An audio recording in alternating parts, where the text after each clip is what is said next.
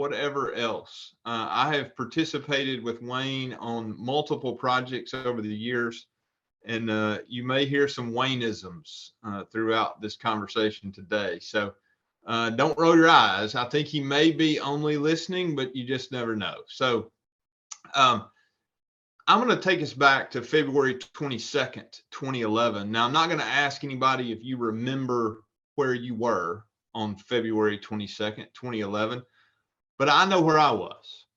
I was getting up for work as I did every other day. And in Oklahoma City, which is where we were living at the time, the wind is always blowing. And it was really cold and the wind was really blowing. I do remember that. But I get ready for work. I kiss my wife goodbye and our 18-month-old child at the time, and head off to the office. And so I get to the office, and at approximately 9 o'clock, I was summoned to the executive vice president's office. At approximately 9:16, I was being escorted out of her office back to my office with a couple of boxes, because I'd heard those two words that none of us ever want to hear, and that is, "You're fired." Luckily, they gave me a couple boxes to help me pack my stuff up. But as I was sitting down behind my desk, and by the way, it was the nicest desk that I'd ever sat behind, in the nicest office I'd ever been in, I looked out the window, and right under the window was the telephone. And what hit me was I had driven a company car to work that day, which meant I was now about to have to call my wife, who's 5 months pregnant with our second child, so that she and my daughter could come pick me up from work. Definitely one of the darkest points of my life. And the interesting thing was the further we got away from the office and the closer we got to home, the better I felt. And so I'm happy to say that 11 days is all that I went without a paycheck. Now, that was 48 days of not having a reason to get out of bed, because from February the 22nd until April the 11th, I did not have a job. So what I wanted to share today were 3 lessons that I learned during those 48 days. That as time has continued to pass, I continue to learn more lessons about those days and that in-between time that have continued to serve me each day from then. And I hope that there's something that comes out of my story that can help you in whatever spot you find yourself in. I'm not talking about getting fired, but trust me, all of these things apply regardless of where we are on this journey. So the 3 things I'm going to share, the first one is we have to conquer our mind. Conquer your mind. Arnold Palmer said that golf is a game of inches. Most important are the 6 inches between your ears. For those of you that have struggled around the golf course like I have, you know that it is seemingly more mental than it is anything else. And I remember waking up several mornings and going, I'm unemployed. I've been fired. I've let my family down. I have absolutely failed at being a husband, at being a dad. What are my parents going to think of me? What are my friends going to think of me? I'm so embarrassed. I'm such a failure. Now, about 3 years ago, I was participating in a training and I learned what that was. And so that's what I'm going to share with you right now. It's what's called thought stacking. So let me give you a different scenario. The alarm is supposed to go off at a certain time for us to be at where we're supposed to be when we're supposed to be there. But every once in a while, it doesn't go off the way it's supposed to, for whatever the reason. And you wake up late and you're freaking out. And you hop in the shower as fast as you can, and then you stub your toe getting out of the shower. You cut your face as you're shaving. Everything that could go wrong does go wrong. when we start talking to ourselves in a manner like I did about, I'm a loser, I can't keep a job, I just got fired, we tend to find things throughout the day to support that silly noise that we've told ourselves. How many of you have ever bought a car and thought nobody else had that car until you started driving it around? It's like nobody else has a white Pathfinder until you buy one. And then everybody has a white Pathfinder. And the reason is we're going to find and see that which we're looking for. With the exception of my house, where, as my wife says, I can't find anything. And she's right. And it can be right there in front of me and I cannot find it. But outside of that, we're going to find what we're looking for. We want what we're telling ourselves to be true. And subconsciously, what we're going to do is we're going to find proof to support that what we just said was true, even when it's not true. We have to conquer our minds. All right, let's see. Many of you are in one room. Not everybody, but many of you are. And so this exercise may not work. But I'm going to use the color red. I need you to look around the room and find everything you can that is red. And I'm not picking on my Georgia Bulldog as a lifelong UT fan. I promise. But that is certainly one thing that I saw that is red because of how many times the Bulldogs have beat my Volunteers. So there is that. But find all the things. Okay, now close your eyes and just think through all of the things that you found that were red. Now, for many of you, what you're doing is you're finding things that were some shade of red and you're counting that because you just want to make sure you got more items than anybody else had, right? You're that competitive type. All right, now open your eyes. All right, now I want you to close your eyes and think of everything that you saw that was brown. Pretty short list. And the reason is because you weren't looking for anything that was brown. I told you to look for the stuff that's red. So the point is, what you're looking for, you're typically going to find. And if you're telling yourselves things that are not true, you're going to find support for those things, even though they're not true. And it just spirals out of control.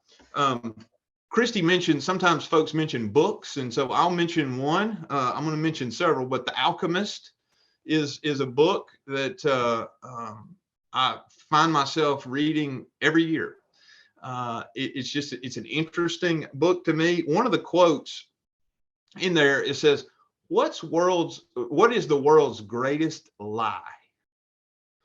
And see, so the author goes on to say, it's that at a certain point in our lives, we lose control of what's happening to us and our lives become controlled by fate. And that is the world's greatest lie. Life is not happening to us. It is happening for us. And the sooner we can grasp that, it sounds real simple to say. It's a lot of times harder to really feel and understand. But the minute we can understand that life is happening for us, not to us, the quicker we're going to be able to conquer our mind. All right, number two. Number two is that relationships matter. You know, I mentioned that I was in Oklahoma City. We had been in Oklahoma City for about a year and a half. Prior to that, I'd spent my entire life somewhere in Western Tennessee. So when I am fired, I didn't have very many relationships in Oklahoma City. And so the ones I had, I was certainly trying to leverage, but the ones that I really had, the volume, the number of relationships were in my hometown, the area that I grew up in. The problem with that is I was a little embarrassed. And I'll never forget standing in the driveway, talking to my father one day, and he asked a question like he always seemed to do. And that question was, Dave, who have you told today that you are looking for a job? I said, well, Dad, I hadn't told anybody. I mean, my gosh, I'm super embarrassed. I don't want anybody to know I got fired. This is terrible. He said, well, if you don't tell them that you need a job, why would they call you if they had one? So I started seeing how many people I could call and tell them I didn't have a job. And if they heard of one, to please let me know.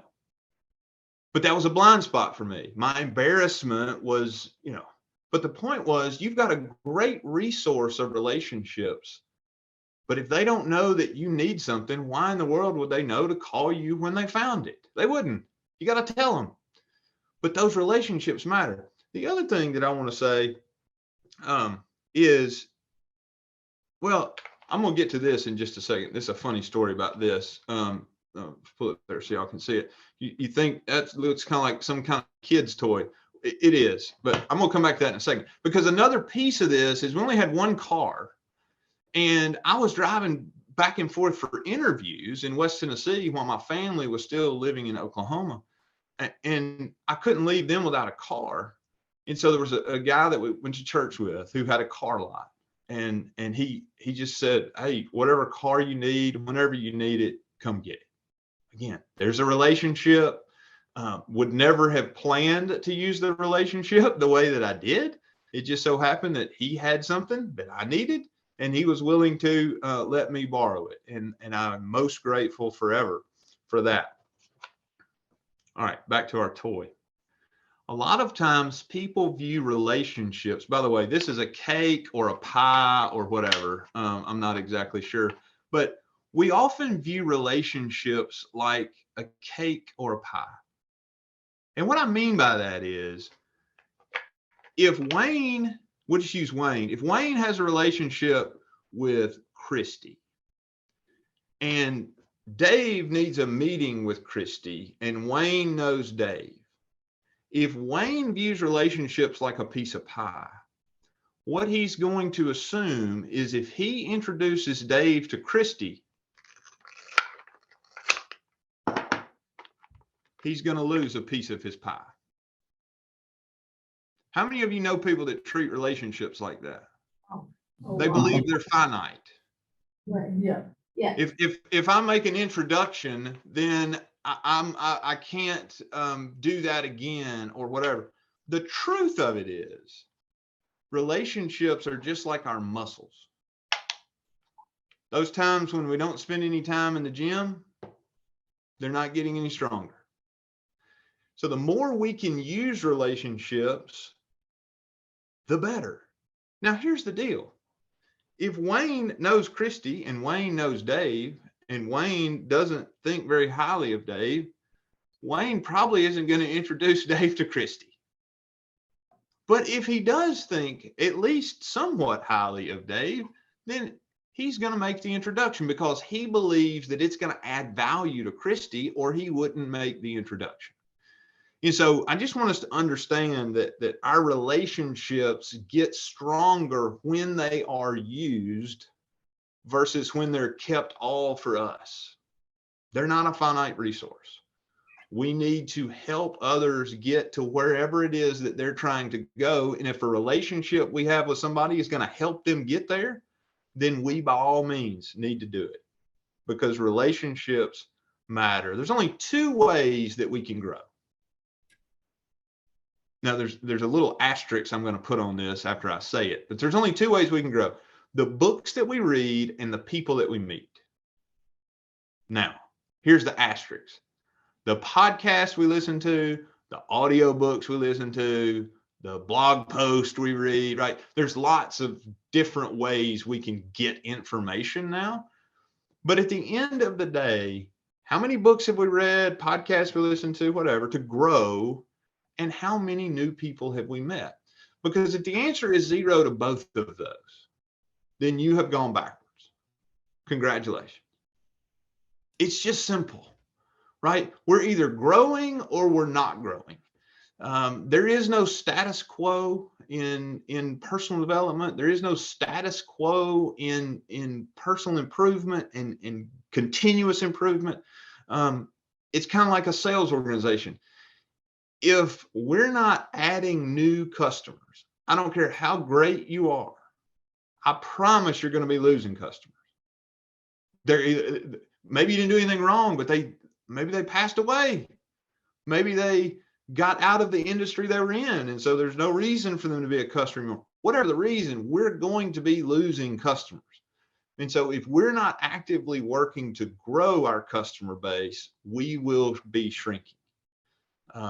And that is a critical piece. And it's the reason that we have to be adding new relationships every time that we have a chance, because we never know. What did Harvey Mackay say in his book? You dig your well when? Before you get thirsty.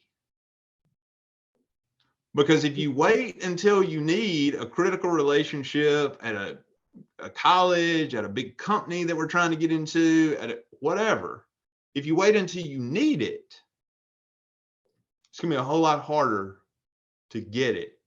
And more importantly, it's going to be a whole lot harder to use it once you have it. So we need to dig our well before we get thirsty. The other thing I'll say, and then we're going to number 3.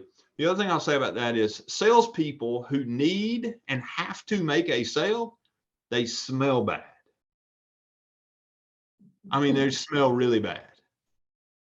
And they wonder why I can't make a sale. Well, it's because you're a desperate human being that hadn't put in enough reps, hadn't called enough people, and you are behind the 8 ball at this point. Your back's against the wall and you feel desperate, and that's what ends up coming across to others. Number 3, here's the Wayneism. If I haven't used it already, here's one. You matter.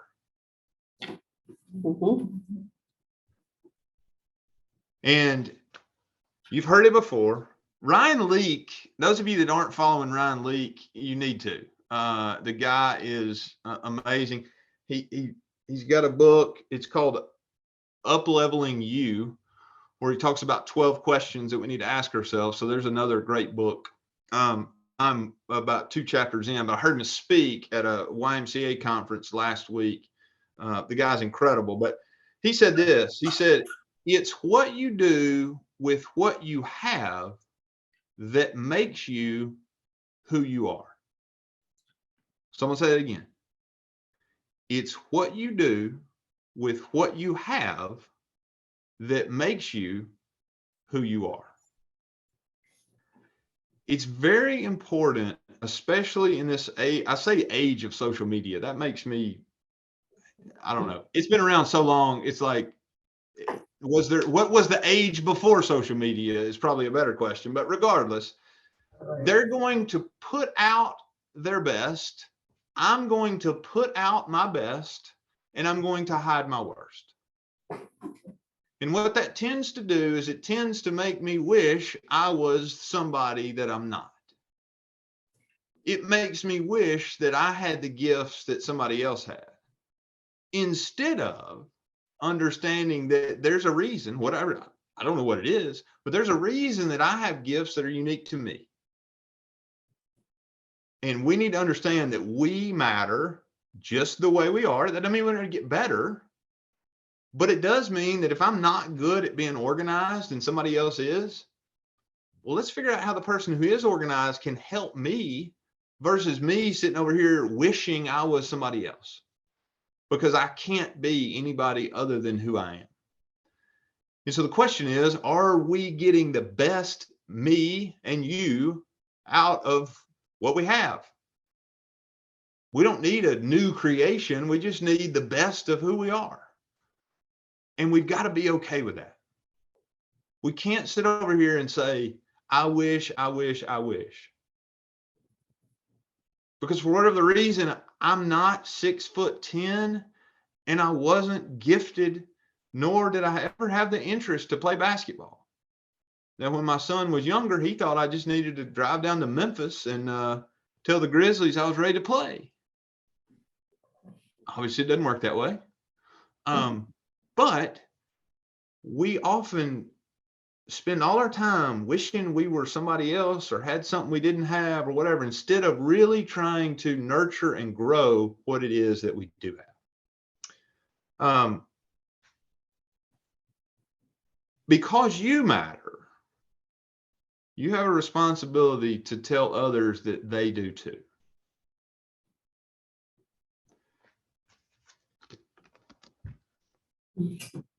So this came in a package. It's a handwritten card. Now, y'all probably know all about handwritten cards. Most companies in 2023 don't have a friggin' clue about a handwritten card because it's not efficient, because it costs whatever. I don't even know what the price of a stamp is. Ever since we started buying forever stamps, I don't even pay attention to how much one costs anymore because they're all forever. I don't know the cost of it. But regardless, it's complicated. I don't have great handwriting. Somebody might not be able to read what I wrote. I mean, I can come up with a laundry list of excuses as to why not to do it. No offense, Christy. But Christy sent me 3 or 4 emails as we prepared for today. I didn't print those out and keep them. But I did keep this, and I will keep this. There's a box right down there at the bottom of my desk. That's a whole box full of handwritten notes that I've received over the years. In my old office, I had several of them pinned up on a board. We don't do that with emails. And so keep being weird, LC Enterprises. Keep being weird, because weird matters. Weird makes you show up different. And I love the little tagline. This one was new. I had not seen this. Old school values, new school vibes.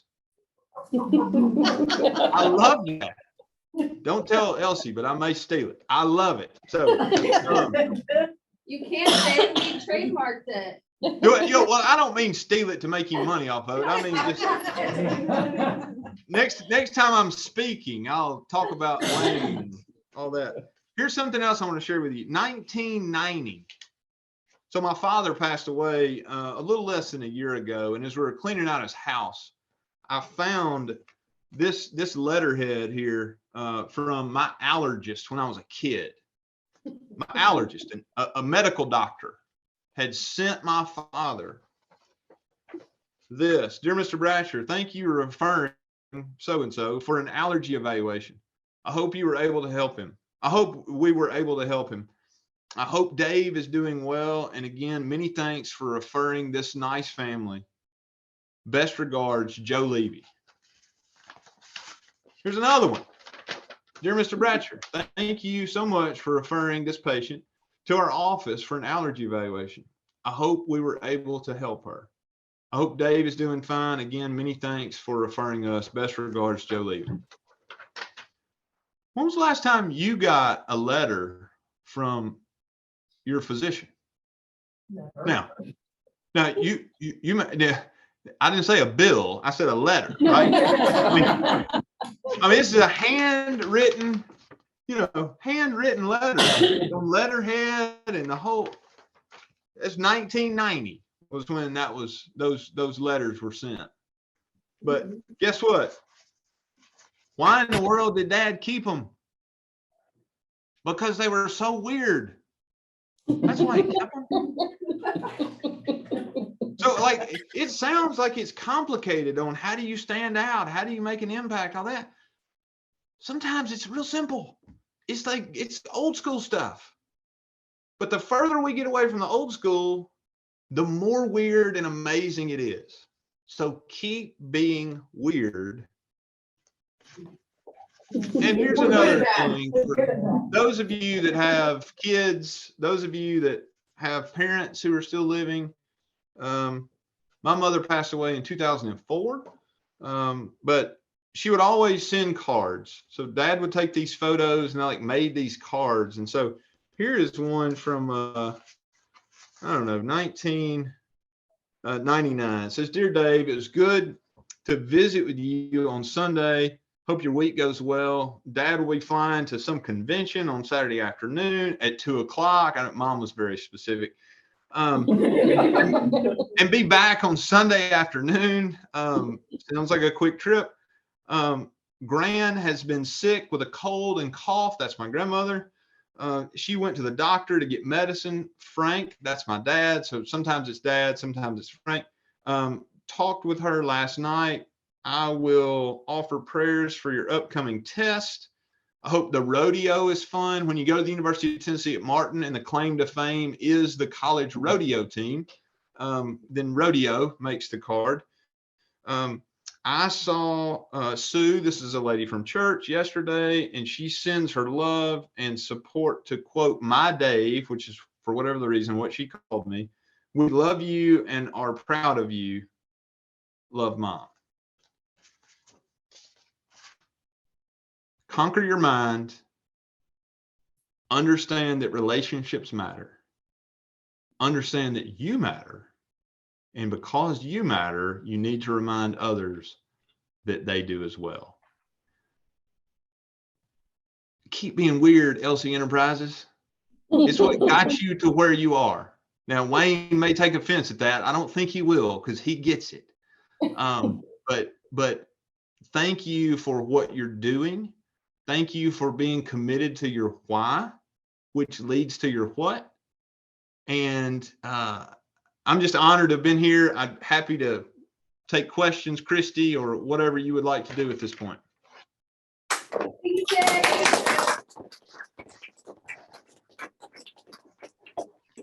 Dave, that was very insightful. Thank you for speaking to our team today. Can you hear me?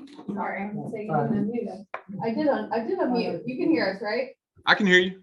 Okay, great. Yeah, so I just wanted to thank you. I thought that was super insightful. I really, I'm glad you recommended The Alchemist. That's one of my favorites. If anyone wants to borrow it, you're welcome. It's in my library. And I really liked your notion about digging the well before you get thirsty. I know firsthand that Tom uses that a lot in his sales process at FundSorgs, in which he talks about how we help our nonprofit partners and our school partners raise money before they need it. So I really appreciated that comment there. I'll go ahead and open the floor up to the team. Who has questions? Anyone? The only question I have is, who's the author of that book? Coelho. Spelling? Oh, yeah. It's Paulo. Coelho. Yeah. Coelho. Very, very great book. You can literally read it throughout your entire lifetime, and it is just fresh every time. Okay, cool. Yes, I love that book. Other questions? The other book he recommended was called Upleveling You By Ryan Leek. by Ryan Leek. I added that to my to-read list.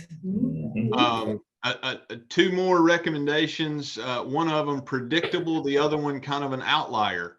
It is Extreme Ownership by Jocko Willink and Leif Babin, Navy SEAL guys.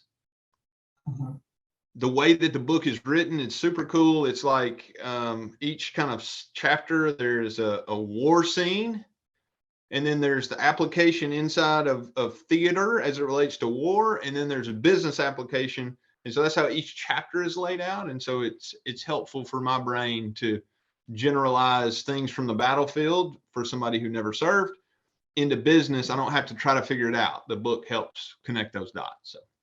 Awesome. The other one, the outlier that I would call it, no offense to Malcom Gladwell, but it is the Checklist Manifesto by Atual Gawande. I have no idea why I ever purchased it. The guy is a medical physician writing about checklist. But I'm grateful that I did, and I promise it will be a blessing to you as well.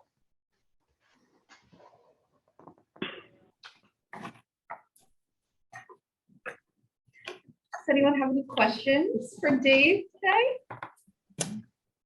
Thank you. No, but Dave, we're not offended at all by calling us weird because we know it. We need company t-shirts. Thank you, Wayne. Hey, by the way, Yeah, speaking of weird, I don't know. I hope I'm not. This will be funny. Yeah, So I got married too. before internet dating turned into a thing. But as I tell the story of how I met Wayne Elsey, it sounds a little internet date-ish. I'm not even sure how the paths crossed, but next thing I know, I'm jumping a plane to go meet this guy, and he's gonna pick me up from the airport. I've never met him before.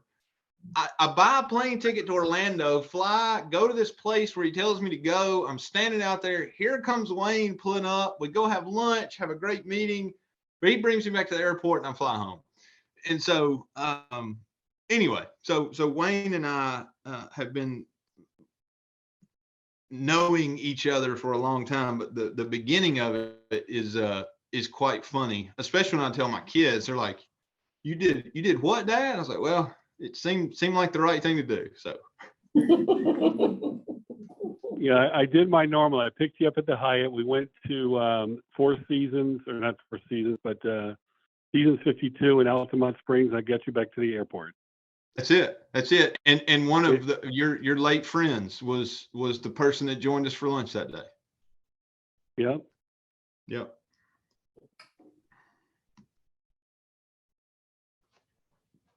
So words of the wise, don't talk to strangers is what you're telling your kids, right? Well, that's certainly what I tell them. But I think anyway, I don't know. It's a strange story. I'm glad it's part of my story because of how much I've grown. I stole the You Matter from you and used it for 7.5 years as I was guiding and directing the work at the Star Center. So it's and I believe we paid your daughter to do a card or something, didn't we? Absolutely, yeah. If I would have thought about it, I would have gone and grabbed one of them. But yeah, she painted, watercolor painted, and then added the Funds to Org's logo across the top of the laces, if I remember correctly. So Probably have one somewhere. Yeah. I'm sure there's one. Yeah, I have one of my We sent desk. those out as cards for a long time. Mhm. Have some of them.